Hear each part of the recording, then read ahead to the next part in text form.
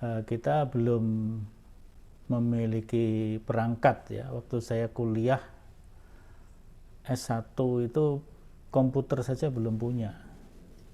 Jadi untuk menulis skripsi atau menulis makalah itu masih pakai mesin ketik ya. Masih pakai mesin ketik yang kuno ya. Yang apabila salah ketik itu mungkin 1-2 kata kita tipek kemudian kita ketik lagi gitu ya.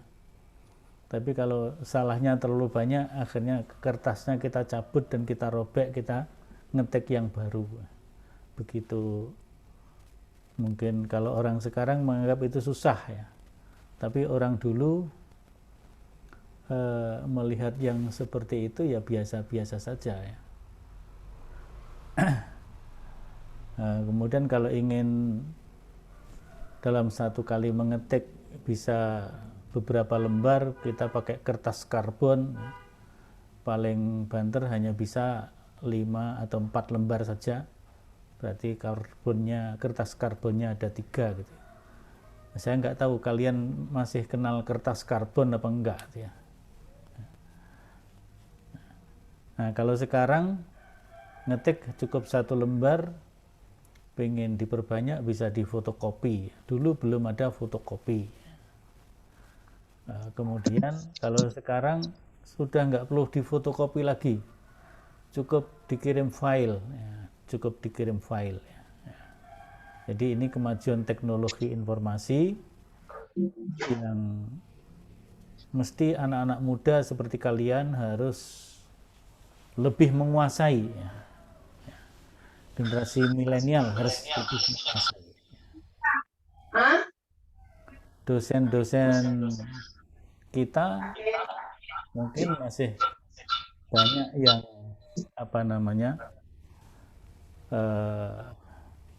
gaptek ya, masih banyak yang gaptek ya. Jadi masa pandemi seperti ini perkuliahan harus online semua ya, masih gaptek gaptek juga ya. Nah generasi milenial tentu tidak boleh gaptek.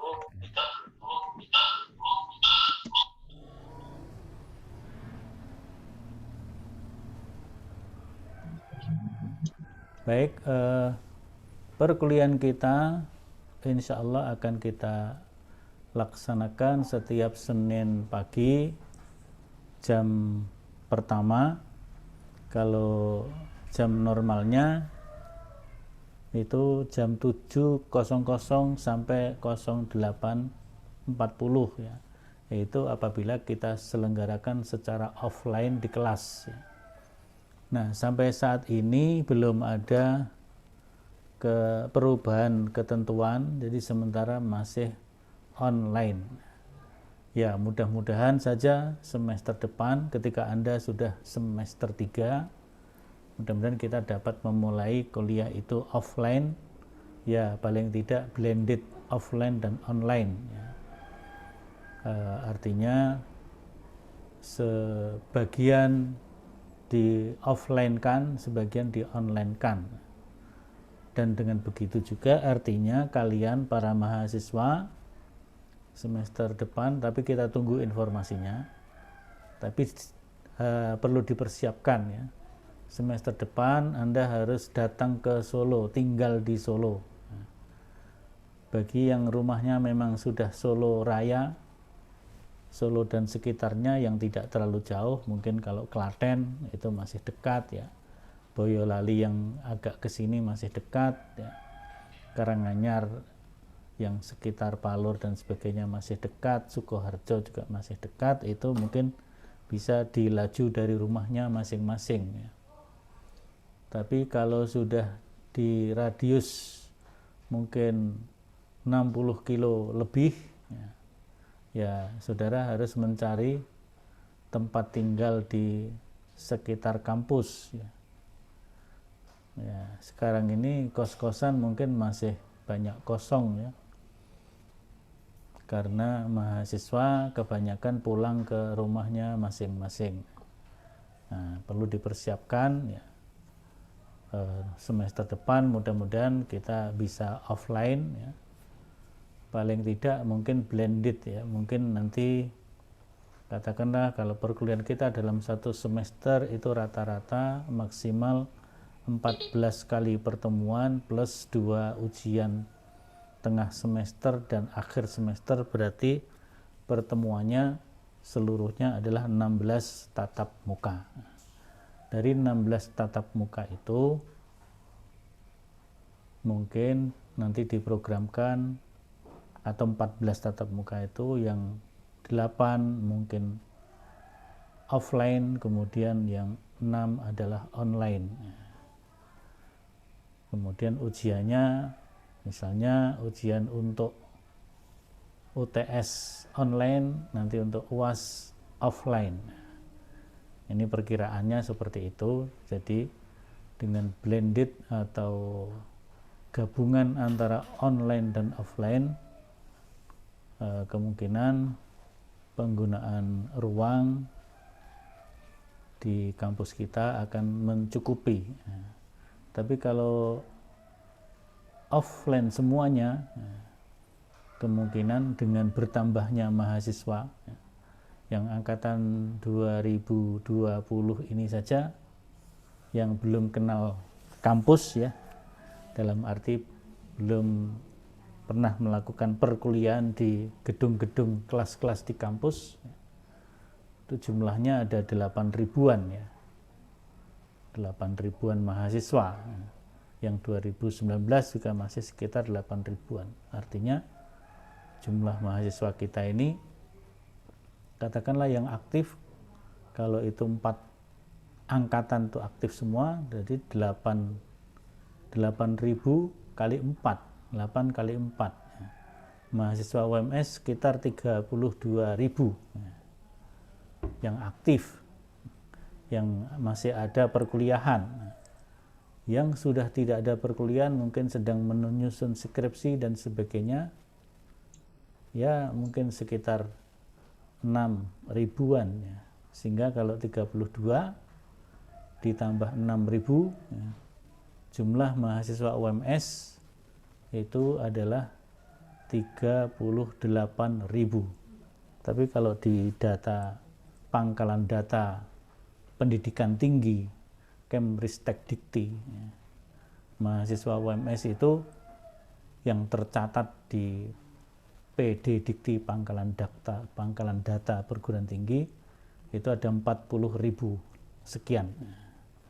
Nah, artinya UMS ini memiliki mahasiswa yang sangat besar jumlahnya. Nah, kalau itu aktif semuanya dan harus offline, nah, mungkin akan kesulitan tempat parkir dan sebagainya dan sebagainya. Maka ini sedang dipersiapkan di kampus 2 pembangunan untuk Fakultas Ekonomi dan Fakultas Teknik, nanti ada gedung kembar dan ada gedung khusus untuk parkir. Ini sementara masih yang parkir roda 2, belum lagi roda 4 gimana nanti. Maka mungkin dianjurkan mahasiswa ya tidak menggunakan roda 4 mobil pribadi, tapi mungkin cukup dengan yang online sehingga tidak memerlukan tempat parkir ya. Kalau di kota-kota besar seperti Jakarta kebanyakan sudah seperti itu. Misalnya kalau ada acara, misalnya seminar atau apa ya, dimohon para peserta seminar tidak menggunakan kendaraan pribadi khususnya roda 4, tapi menggunakan kendaraan online sehingga tidak memerlukan tempat parkir. Ya, ini karena pertemuan pertama masih cerita-cerita dulu ya. Kalau di dalam psikologi yang sudah masuk ke member ya, itu ada 52 orang ya. Jadi sudah masuk member ada 52 orang ya. Kita lihat ya.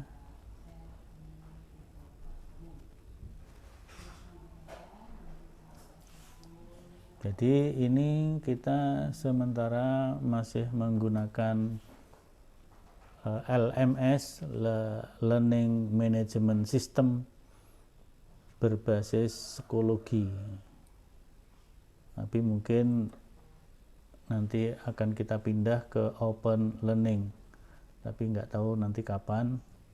Mungkin mudah-mudahan bisa dalam semester ini, maka nanti kita pindah ke open learning, karena itu yang lebih bagus katanya, walaupun psikologi ini juga sudah cukup bagus ya.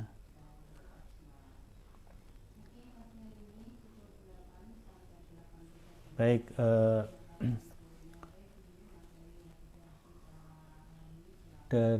kelas A ini ada 52, tapi saya belum ngecek di database di ADUM, administrasi UMS, yang biasanya di sana mahasiswa yang sudah KRS itu sudah tercatat semua di database itu, dan pimpinan prodi, dalam hal ini prodi PAI, Pendidikan Agama Islam, sudah membagi dalam kelas-kelas untuk mata kuliah pendidikan kewarganegaraan ini. Untuk PAI terbagi dalam 6 kelas ya. Kelas A nanti bersama saya dan kelas I atau kelas internasional, sedangkan kelas B, C, D, E itu bersama Ustadz Haji Suwinarno SAG MPI ya. Jadi saya sering dihubungi, Pak, kita masuk pakai apa, kita pakai apa gitu ya. Nah, itu yang kelas B, C, D, E itu bersama Ustadz Kiai Haji Suwinarno SAG MPI, yang insya Allah orangnya baik, orangnya periang, kemudian juga humoris ya. Ya pokoknya bersama Pak Suwinarno yang kelas B, C, D, E insya Allah baik-baik saja. Yang bersama saya ya mudah-mudahan baik-baik saja juga gitu ya. Jadi ini yang sudah terdaftar ada 52. Apakah ada yang belum masuk ke psikologi? Siapa yang merasa belum, nanti tolong segera masuk ya.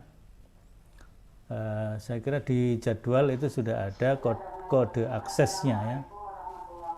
Kode aksesnya sudah ada di dalam jadwal. Silahkan nanti yang belum segera join kelas ya, join kelas. Baik, selanjutnya kita lihat guideline dari perkuliahan kita dalam satu semester ya, atau yang sering disebut dengan RPS. Bentar.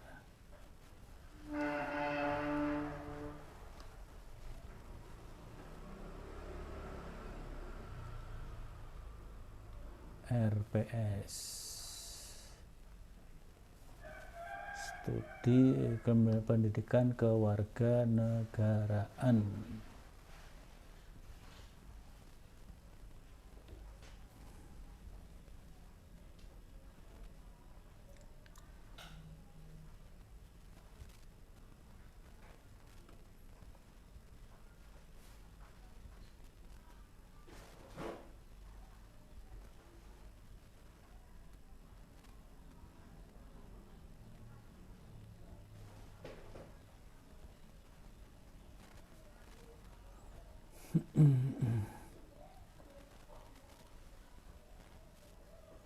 Bisa dilihat ya.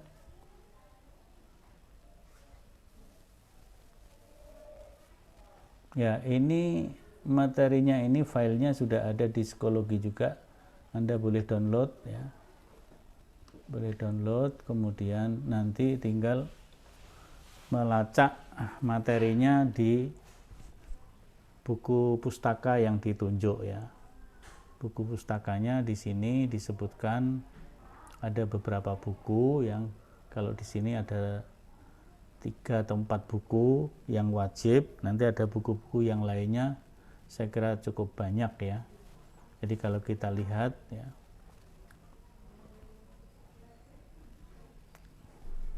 ini muncul apa enggak ya?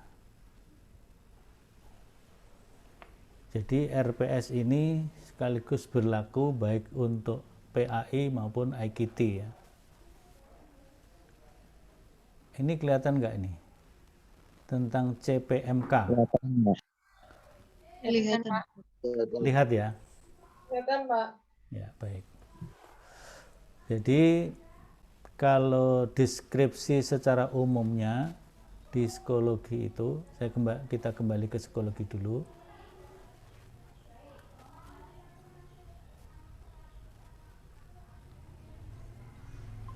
Ya, di psikologi ini ada deskripsinya. Nah, ini ya. Pertemuan pertama 1 Maret. Mudah-mudahan ini bisa terlihat ya. Saya besarkan ya. Saya nggak punya kontrol untuk melihat layar yang lain sehingga nggak tahu apakah sudah tampil atau belum ya. Tapi saya coba. Saya khawatir kalau buka double itu nanti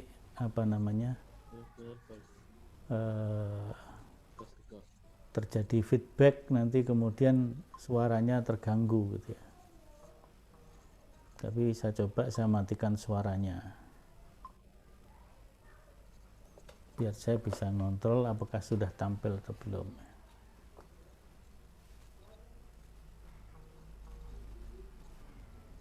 Ya, sudah ya.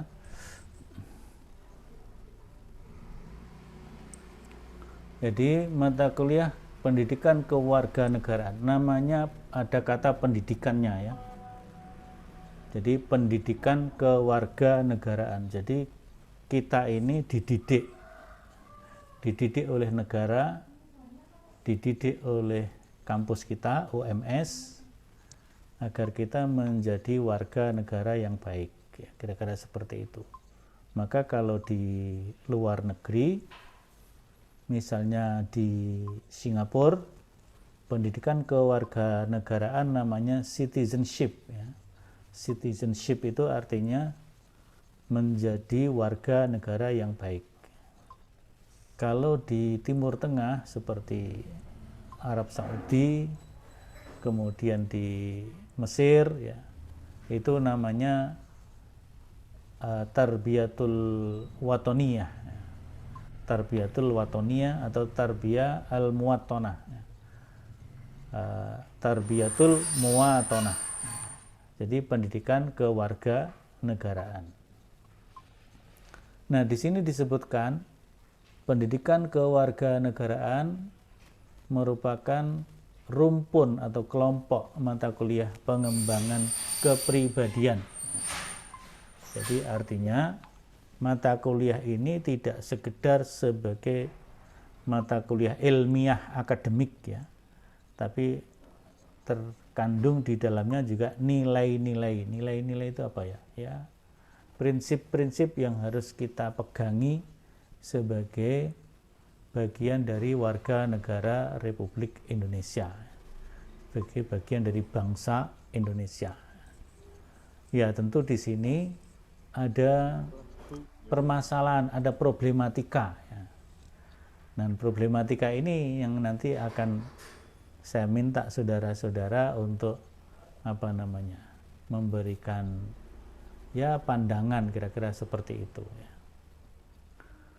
Kenapa ada problematika?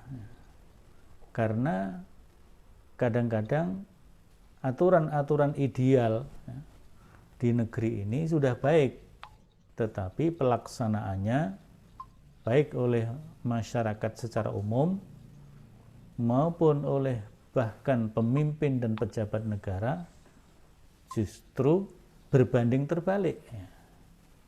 Berbanding terbalik. Misalnya ketuhanan yang Maha Esa, itu sila pertama Pancasila yang merupakan bagian penting dari kewarganegaraan ini juga. Jadi Pancasila dan Undang-Undang Dasar 45 adalah landasan dari pendidikan kewarganegaraan. Itu kan ketuhanan yang Maha Esa, berarti seluruh warga negara Indonesia, seluruh bangsa Indonesia harus bangsa yang bertuhan dan bangsa yang beragama, berarti bangsa yang taat beragama. Maka kewarganegaraannya mestinya seperti itu. Pelaksanaan tugas-tugas kenegaraan juga seperti itu, tapi banyak kita temui pejabat negara yang menyalahgunakan kewenangannya, kekuasaannya, mungkin bisa dalam bentuk korupsi berupa korupsi kekuasaan atau juga korupsi uang negara. Jadi dengan PKN ini, pendidikan kewarganegaraan ini, diharapkan outputnya lahir generasi-generasi bangsa yang memiliki karakter yang baik. Ya, di sini disebutkan berfungsi sebagai orientasi mahasiswa dalam memantapkan wawasan dan semangat keragaman,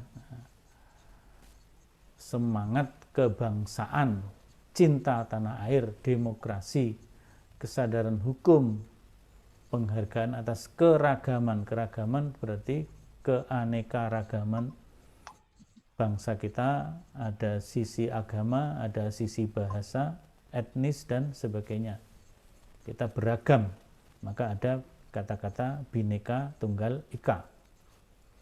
Dan partisipasinya membangun bangsa berdasar Pancasila. Jadi PKN tetap ada hubungannya dengan Pancasila. Kemudian sesuai dengan fungsinya, pendidikan kewarganegaraan menyelenggarakan yang pertama adalah pendidikan kebangsaan. Maka tadi ada disebut namanya tarbiyah al-muwatonah, ya. Tarbiyah al-muwatonah kalau di Saudi, di Mesir dan sekitarnya, Timur Tengah, itu namanya tarbiyah al-muwatonah atau tarbiyah watoniyah, pendidikan kebangsaan. Kalau di kita pendidikan kewarganegaraan.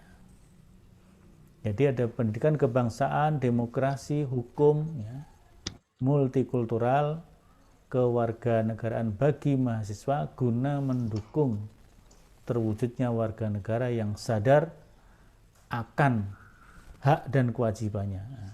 Tapi di dalam istilah saya mendahulukan kewajibannya dulu, kewajiban dan hak. Ini kan jarang kita dengar, ya. Mestinya kewajiban dan hak, bukan hak dan kewajiban. Jadi sadar akan kewajiban dan haknya, serta cerdas, terampil, berkarakter, sehingga dapat diandalkan untuk membangun bangsa dan negara berdasarkan Pancasila, Undang-Undang Dasar 1945, sesuai dengan bidang ilmu dan profesinya. Anda sebagai calon pendidik, dan pendidiknya adalah pendidikan agama Islam, PAI, ini sangat strategis, ya. Maka nanti bagaimana mengintegrasikan nilai-nilai karakter bangsa dan juga nilai-nilai Islam, ya. Jadi PKN perspektif Islam, kira-kira seperti itu. Seperti kemarin Pancasila perspektif Islam. Ini masih dinamis, ya, materinya, meskipun sudah saya sampaikan guideline-nya berupa RPS, ya. Tapi tetap kita berkembang, ya, secara materi, ditinjau dari perspektif Islam,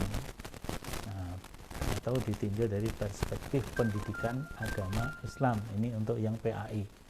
Nanti kalau untuk yang ilmu Al-Quran, ditinjau dari perspektif bagaimana kajian Al-Quran dan Sunnah dalam implementasinya sebagai warga negara Republik Indonesia. Bagaimana hak dan kewajiban. Hak kewajiban rakyat terhadap negara itu kalau menurut Islam seperti apa? Maka kita juga bicara di situ, ya. Karena tadi ada keragaman ya, ada keragaman.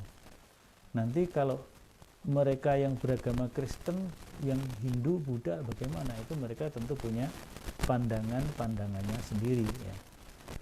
Artinya di sini keragaman bangsa Indonesia dari segi agama akan memberi kontribusi kepada dinamisnya kebangsaan kita, karena kita memiliki kekayaan khazanah budaya dan agama, bahkan juga kekayaan dari segi suku, bangsa, etnis ya.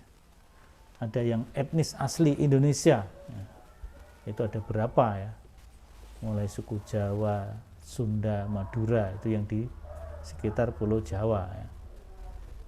Kemudian di Sumatera nanti ada suku Minang, suku apa lagi gitu ya. Di Kalimantan, Sulawesi, itu yang asli Nusantara, asli Indonesia. Belum lagi yang naturalisasi ya. Jadi suku naturalisasi, ada keturunan Arab. Dan keturunan Arab itu sudah berabad-abad masuk ke Indonesia ya. Bahkan di NTT dan Timur Timur itu banyak sekali juga unsur-unsur etnis dari keturunan Arab, baik yang beragama Islam maupun beragama non-Muslim ya. Jadi ternyata cukup banyak gitu ya. Kemarin yang seorang ustadz kita, Syekh Jabir, yang meninggal beberapa minggu yang lalu atau sebulan yang lalu, itu seorang warga negara Republik Indonesia keturunan Arab, kelahiran Madinah, tapi nenek moyang beliau yang juga keturunan Arab yang kemudian tinggal di Indonesia itu berasal dari Sumbawa ya, berasal dari Sumbawa. Ya, artinya kita punya kekayaan khazanah yang sedemikian rupa bangsa kita, baik yang asli Nusantara, Indonesia maupun yang naturalisasi. Belum lagi yang Eropa, yang ini ya. Kalau di Jawa saja ini sudah menjadi miniatur Indonesia. Seluruh suku ada di Jawa, bahkan yang naturalisasi pun juga ada di Jawa. Nah ini ya. Jadi bagaimana membangun bangsa berdasarkan Pancasila dan Undang-Undang Dasar 45 sesuai dengan bidang ilmu dan profesinya. Jadi kalau nanti Anda berprofesi ya, apa? Lulusan PAI tentu mungkin sekitar 70% atau paling tidak 65% akan menjadi guru dan pendidik ya. Ada yang menjadi guru formal di sekolah-sekolah dan madrasah, tapi ada juga guru di pesantren yang mungkin itu tidak formal ya, tapi justru memiliki peran yang penting juga meskipun tidak formal. Jadi ustadz di pesantren, ada yang jadi pendidik di tingkat tinggi, dosen ya. Itu masuk dalam lingkup sekitar 65-70%. Yang 30% lulusan PAI ada yang bisnis ya. Saya pernah ketemu seorang alumni putri ya, di sebuah pameran di kota Solo ya. Ada pameran buku, ada pameran fashion ya, pakaian muslimah ya. Karena itu Islamic Fair ya, Islamic Book Fair. Alumni ini kebetulan saya pas datang, dia langsung ketemu saya, Pak ini tempat saya, lapak saya ya, pameran saya. Mohon maaf saya tidak melaksanakan tugas profesi sebagai pendidik, padahal saya lulusan PAI atau tarbiyah, dulu terkenalnya tarbiyah. Saya bilang karena dia menjadi konveksi pakaian muslim dan muslimah ya, bagaimana memberi berpakaian yang benar secara Islam gitu ya. Saya bilang sama alumni itu, Anda jangan berpikir bahwa meskipun Anda bisnis di sini, tapi Anda juga melaksanakan pendidikan, ya. Mendidik masyarakat untuk berpakaian yang benar menurut ajaran Islam, ya. Jadi itu pendidikan juga, ya. Jadi pendidikan dalam arti luas, bahkan ada pendidikan agama Islam dalam kewirausahaan. Jadi nanti mungkin ada yang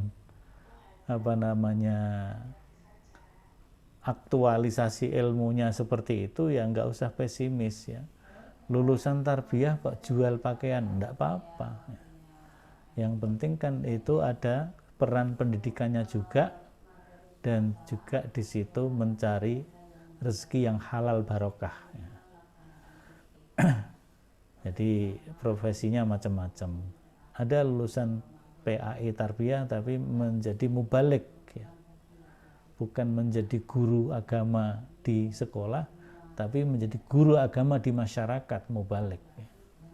Seperti di Sarkliwon itu ada alumni kita, Ustadz Hami Mujadid. Itu seorang lulusan PAI tapi tidak sebagai guru di sekolah atau madrasah, tapi dia menjadi guru di masyarakat. Dan itu kalau dikaitkan dan pendidikan kewarganegaraan sangat strategis, ya. Nah itu, ya. Penilaian akhir keberhasilan belajar mahasiswa dalam mengikuti pembelajaran ini menggunakan, ya, pendekatan acuan patokan. Jadi artinya ada patokannya. Jadi mahasiswa yang memiliki nilai 77 sampai 100 itu nilainya A.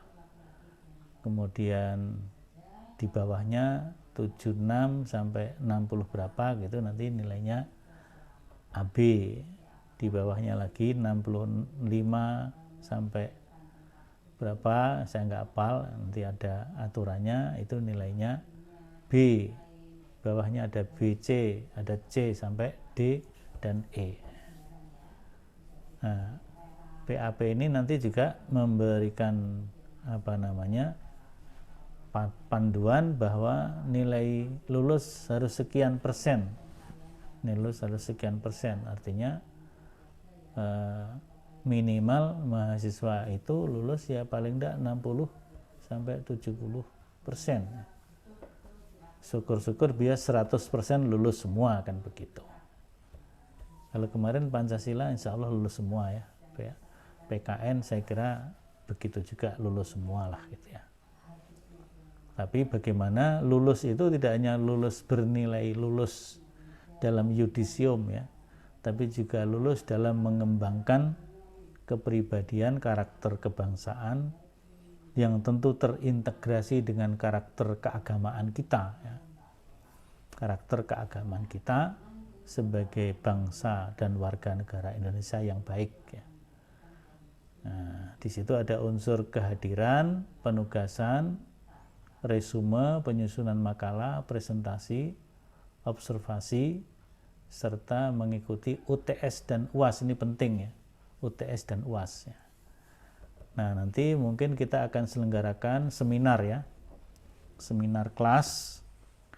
Nah, ketika seminar itu nanti kita akan tentukan temanya, ya, kemudian kita akan mendaftar, menerima pendaftaran pemakalah, gitu, ya. Baik itu pemakalah individual maupun pemakalah kelompok, ya.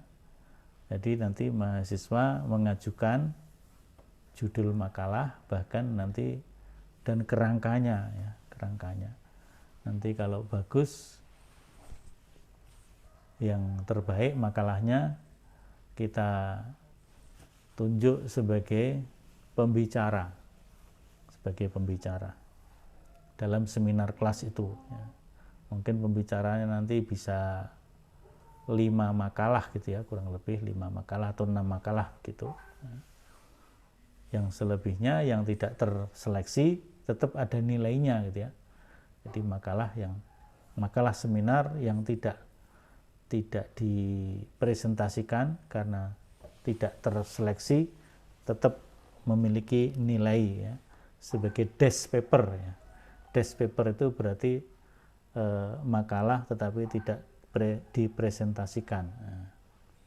Nanti kita agendakan ada seminar mungkin setelah UTS ya, ada seminar kelas, semuanya menulis makalah, boleh individual, boleh kelompok, nanti semuanya mendaftar sebagai individual silahkan, kalau mendaftar kelompok juga silahkan ya.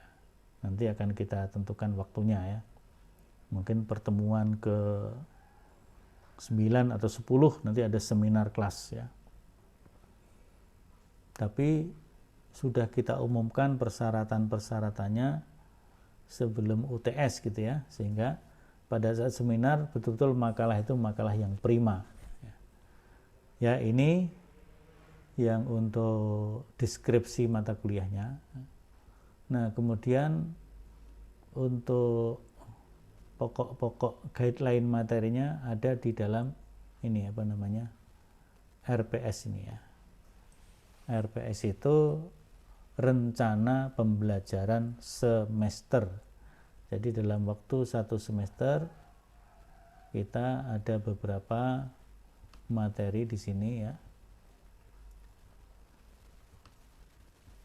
Bentar.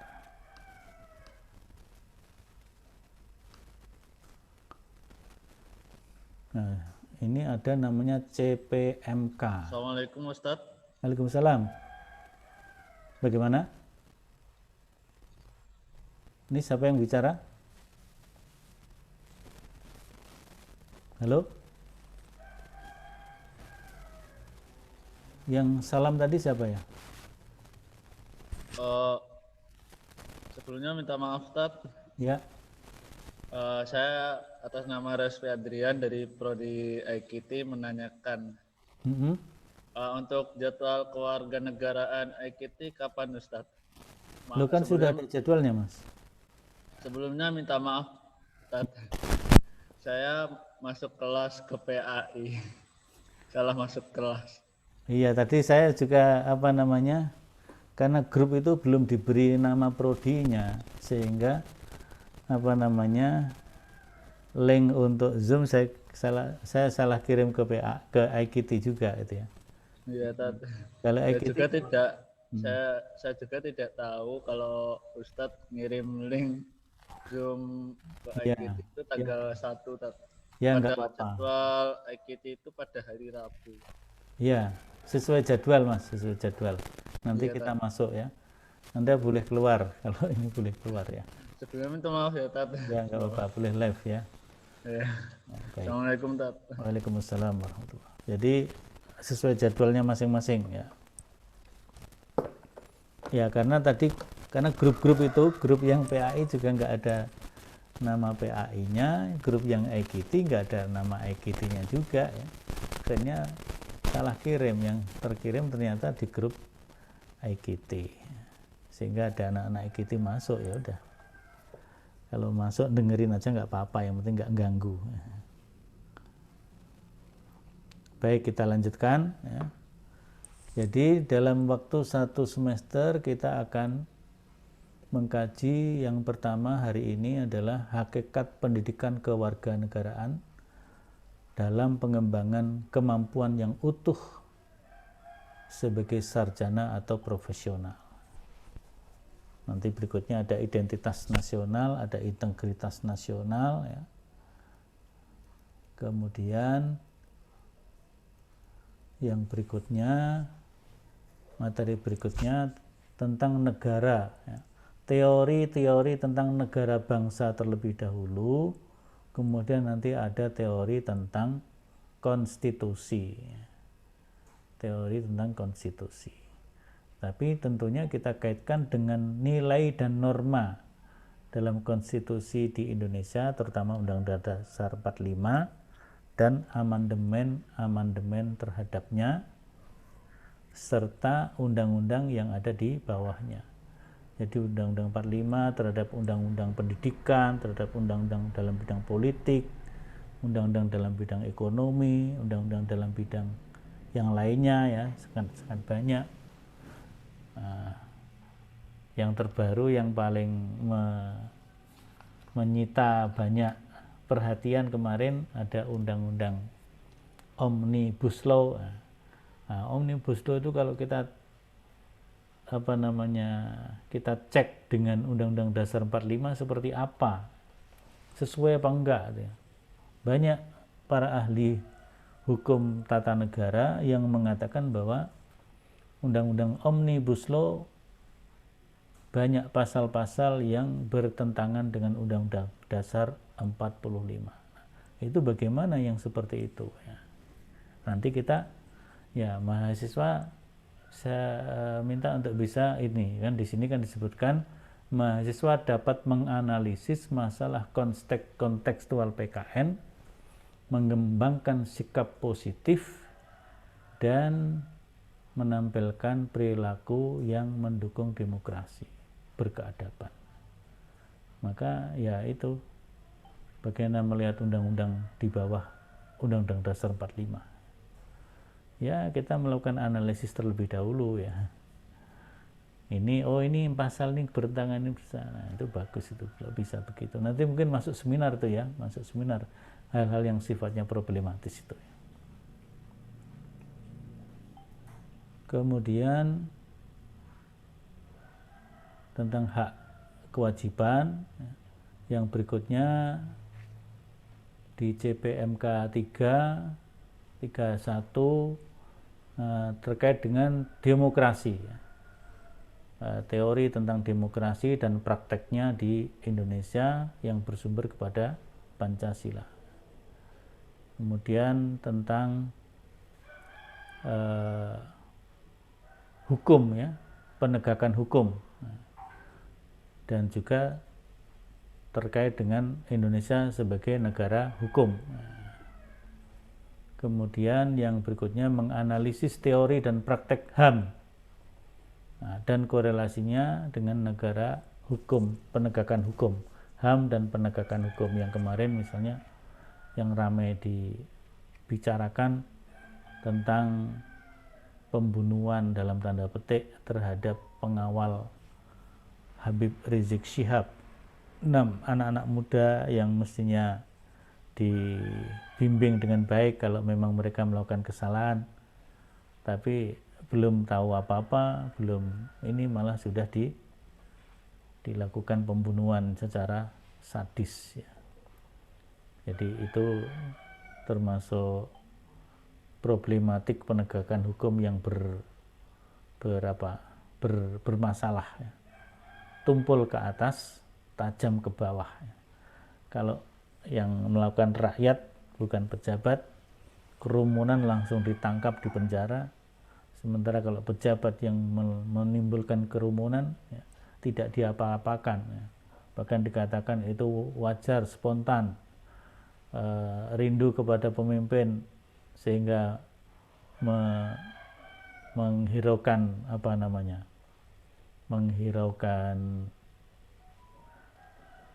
kerumunan, tidak memperhatikan prokes, itu wajar-wajar saja. Ada yang macam-macam itu pendapat. Jadi ini penting ya, problematika penegakan hukum. Kemudian yang bagian yang terakhir, mengharmonikan nilai-nilai agama, budaya dan kebangsaan, itu bukan bebangsaan, kebangsaan sebagai landasan moral dan etika warga negara untuk ketahanan nasional. Maka pembahasannya ada masalah wawasan Nusantara. Di situ disebutkan makna wilayah sebagai ruang hidup, ya, konsep wasantara, dan penerapan wawasan Nusantara dan tantangan implementasi. Ini namanya geopolitik ya, geopolitik. Ya. Jadi geografi dan politik, ya. Bagaimana geopolitik Indonesia. Kemudian yang 142 itu mendeskripsikan tentang ketahanan nasional. Nah, kalau ketahanan nasional namanya geostrategi, geopolitik dan geostrategi. Dan yang terakhir tentang korupsi. Di situ ada, kita mulai dari kajian Tarjih Muhammadiyah tentang fikih anti korupsi. Nah, di situ perspektif Islamnya harus kita masukkan. Ya, karena Tarjih sudah buat kitab fikih anti korupsi, kita pelajari. Kemudian bagaimana dalam pendidikan integritas anti korupsi di kewarganegaraan ini, ya setidaknya mahasiswa baik itu IKT maupun PAI, mungkin HES juga, yang di FAI ini penting untuk melihat itu, ya, bahwa pendidikan integritas anti korupsi, kemudian bagaimana tindak pidana korupsi, nah itu semuanya bagaimana kita lihat juga dari perspektif Islam, terutama yang sudah disusun oleh Majelis Tarjih Muhammadiyah. Itulah kira-kira ya materi kita dalam satu semester, ya. Ya, saya karena belum bisa menyiapkan materi secara per poin, ya, nanti insya Allah saya susulkan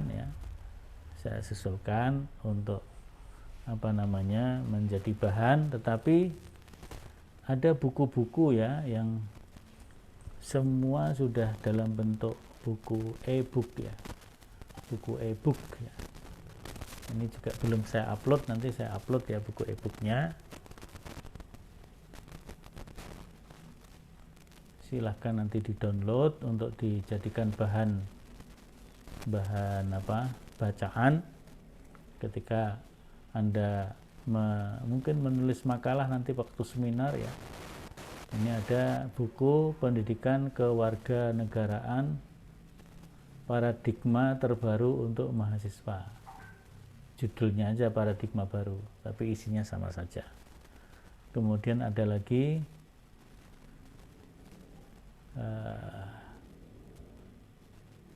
yang berjudul pendidikan kewarganegaraan. Nanti mungkin belum tampil, ya, ini kita tampilkan nanti. Ini sudah e-book semua. Satu lagi yang dari Dikti.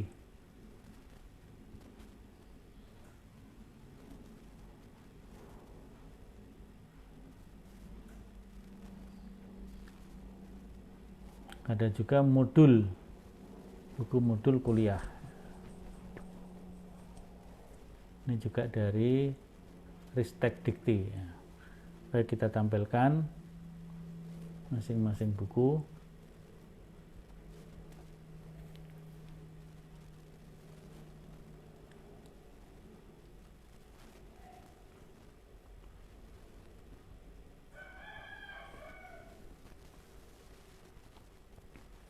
Ini yang modul dari Kementerian Pendidikan Kebudayaan, Direktorat Jenderal Pendidikan Tinggi, buku modul kuliah kewarganegaraan. Nanti buku-buku ini semua saya upload di Psikologi, silahkan nanti di-download. Atau kalau enggak di view aja, di view boleh, ya. Jadi isinya hampir sama semua, ya. Hanya versi urutannya yang berbeda, ya. Kemudian kontennya juga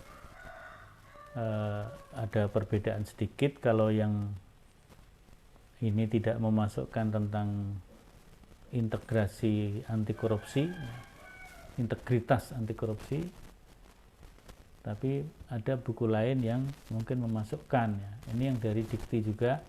Kalau ini buku wajib, judulnya, ya, buku ajar mata kuliah wajib, buku ajar mata kuliah wajib umum pendidikan kewarganegaraan. Ini komplit juga, ini ada covernya, ya. Covernya ini seperti ini, diterbitkan oleh Direktorat Jenderal Bel Mawa, Pembelajaran dan Kemahasiswaan.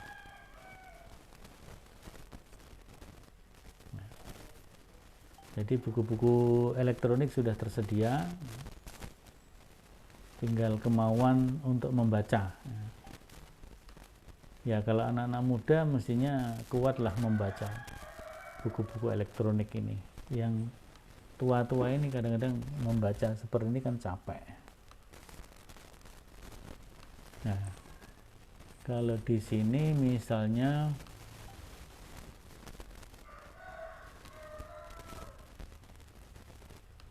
di bagian terakhir materinya tentang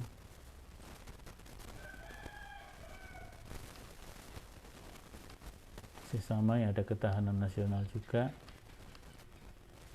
ini. Nah, di sini juga tidak memasukkan hal yang baru, yaitu pendidikan integritas anti korupsi. Yang memasukkan itu yang terbitan dari UMS, tapi yang UMS ini belum di PDF kan, nanti saya minta kepada LPIDB untuk di PDF kan supaya kalian di masa-masa online ini ya pakai PDF saja lebih bagus, e-book ya. Ini yang dari Untas Muhammadiyah Purwokerto ya. Jadi UM Purwokerto sudah menerbitkan bersama Alfa Beta Bandung. Ini terbitkan oleh UM Purwokerto, maka ada sambutan Pak Rektornya. Nah, kalau di sini apa isinya ya? Kita lihat di bagian akhir ya. Kalau secara umum bersamanya, misalnya kalau yang lain tadi bab 1 tidak ada filsafat Pancasila karena sudah ada dalam mata kuliah Pancasila.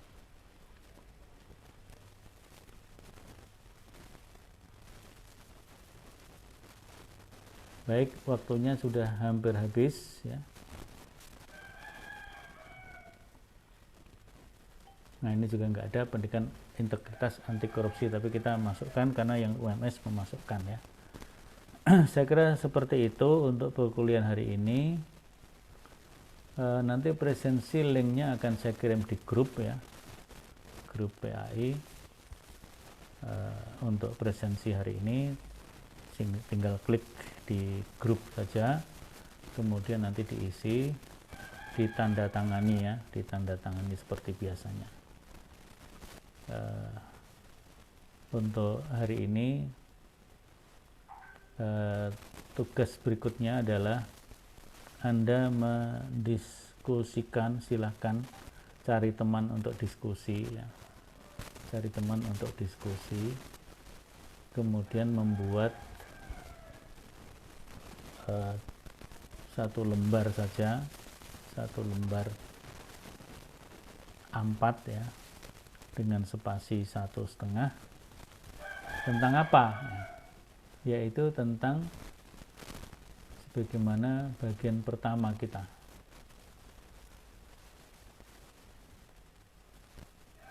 Bagian pertama itu dalam RPS tadi tentang hakikat dan urgensi. Hakikat dan urgensi kewarganegaraan. Nah, kita lihat yang di RPM ini. Oh, yang nah ini ya. Jadi Anda mendiskusikan nanti cukup satu halaman ya. Dalam lembar itu disebut nama-nama kelompoknya, ya, nama-nama anggotanya. Ya. Tujuan, fungsi, dan landasan pendidikan kewarganegaraan. Nah, itu saja ya. Tujuan pendidikan, tujuan, fungsi, dan landasan pendidikan kewarganegaraan. Yang dimaksud tujuan tentu apa yang diinginkan, diharapkan setelah kita mempelajari PKN. Fungsi tentu adalah kegunaan, kemanfaatan dari pendidikan kewarganegaraan. Landasan ini terutama landasan hukumnya. PKN itu kenapa diajarkan? Landasannya apa? Apakah ada undang-undang pendidikannya, atau ada undang-undang dasarnya, atau peraturan-peraturan menterinya dan sebagainya ya. Itu di situ tentang landasan pendidikan kewarganegaraan. Ya, silahkan didiskusikan anggota diskusi 3 sampai 5 orang ya, 3 sampai 5 orang. Anda silahkan cari anggota sendiri-sendiri, kemudian rumuskan. Setelah itu hasilnya diupload di psikologi.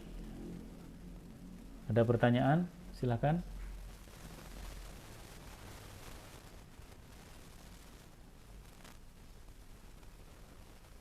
Saya mau tanya, Pak.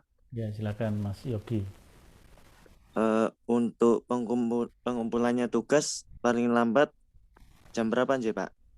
Ya, nanti saya berikan due-date-nya di psikologi. Ya, kita beri waktu sampai malam ya, sampai malam. Pukul 22.00 ya. Jadi setelah ini saya kirim di grup tentang presensinya, kemudian nanti gambaran tugasnya saya sampaikan di psikologi juga. Di situ tempat Anda mengupload atau mensubmit ya. Diberi waktu sampai 22.00 hari ini, nanti malam. Di waktunya cukup panjang.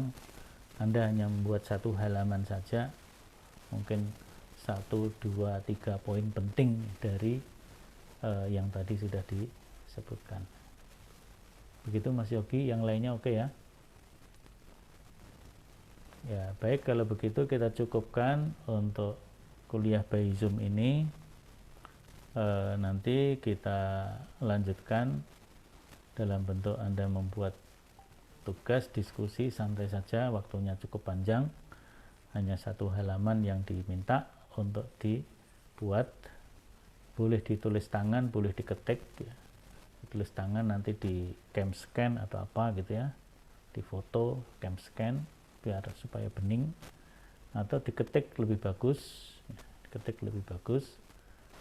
Sebutkan nama kelompok, nama-nama yang ada dalam kelompok, dan disubmit di tempat yang nanti sudah disediakan. Baik, kita cukupkan untuk by Zoom ini dengan kita tutup bersama-sama membaca Alhamdulillah. Alhamdulillahirrahmanirrahim. Sebelum kita out, saya minta kalau memungkinkan yang nggak ada fotonya ini tampil foto atau tampilkan videonya. Mau saya dokumenkan ya. Jadi kalau yang sudah ada fotonya nggak usah tampil video, nggak apa-apa. Kalau belum ada fotonya, tampilkan videonya. Ini ada 3 halaman ya, kita ambil fotonya 3 halaman.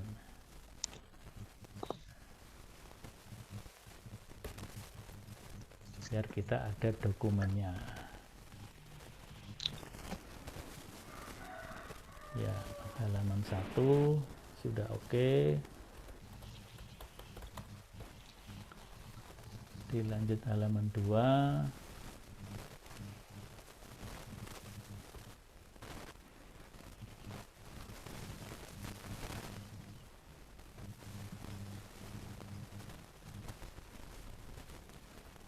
PKN. Saya salah Pancasila terus nih. Halaman ketiga terakhir masih ada yang belum tampil foto atau videonya, masih nama saja.